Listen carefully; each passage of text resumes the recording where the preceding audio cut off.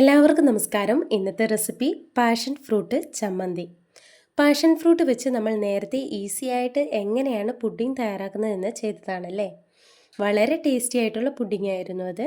ഇനിയും അത് കാണാത്തവരുണ്ടെങ്കിൽ കണ്ടിട്ട് ഒരു പ്രാവശ്യമെങ്കിലും ട്രൈ ചെയ്ത് നോക്കൂ. തീർച്ചയായും നിങ്ങൾക്ക് ഇഷ്ടപ്പെടും.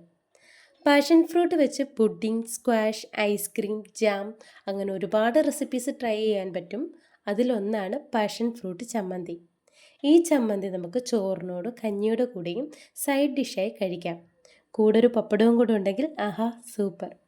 ഇനി നമുക്ക് വീഡിയോയിലേക്ക് കടക്കാം. അബദ്ധത്തിൽ പറിച്ചു പോയപ്പോൾ ഇങ്ങനെയുള്ള പഴുക്കാത്ത പാഷൻ ഫ്രൂട്ടാണ് കിട്ടിയെങ്കിൽ അയ്യോ ഇനി ഇത് കളയണം എന്ന് വിചാരിക്കേണ്ട. ഈ പാഷൻ ഫ്രൂട്ട് വെച്ച് നമുക്ക് ചമ്മന്തി തയ്യാറാക്കാം.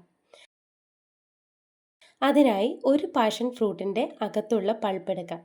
ഏകദേശം 1.5 ടേബിൾ സ്പൂൺ വരും. ഇനി തേങ്ങ 1/2 കപ്പ്.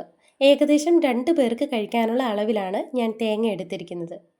ഇനി ഇതിലേക്ക് 4-5 കാന്താരി, അവരവരുടെ എരിവിനനുസരിച്ച് കാന്താരിയുടെ എണ്ണം കൂട്ടുകയോ കുറയ്ക്കുകയോ ചെയ്യാം. ആവശ്യത്തിന് ഉപ്പ്, ഒരു ചെറിയ കഷ്ണം ഇഞ്ചി, 3-4 ചെറിയ ഉള്ളി. ഇവയെല്ലാം ഒരു മിക്സിയുടെ ജാറിലിട്ട് അരച്ചെടുക്കാം. ലാസ്റ്റ് ഈ അരച്ചതിലോട്ട് എടുത്തു വച്ചിരിക്കുന്ന പാഷൻ ഫ്രൂട്ട് പൾപ്പ് കൂടെ ചേർത്ത് കൊടുത്ത് ഒന്ന് അരച്ചെടുക്കാം. ഒരുപാട് പേസ്റ്റ് പോലെയൊന്നും അരച്ചെടുത്തേക്കരുതേ. ചെറിയ തരിതരിപ്പോട് കൂടി അരച്ചെടുക്കാം. ഇതുപോലെ ചെറിയ തരിതരിപ്പോട് പാഷൻ ഫ്രൂട്ട് പൾപ്പ് അരങ്ങി കുഴഞ്ഞു പോകാതെ അരച്ചെടുത്തിട്ടുണ്ട്. വളരെ രുചികരമായ നല്ലൊരു പാഷൻ ഫ്രൂട്ട് ചമ്മന്തിയാണിത്. ഈ റെസിപ്പി നിങ്ങൾക്ക് ഇഷ്ടമാവുകയാണെങ്കിൽ ട്രൈ ചെയ്ത് നോക്കിയിട്ട് ഫീഡ്ബാക്ക് അറിയിക്കുക.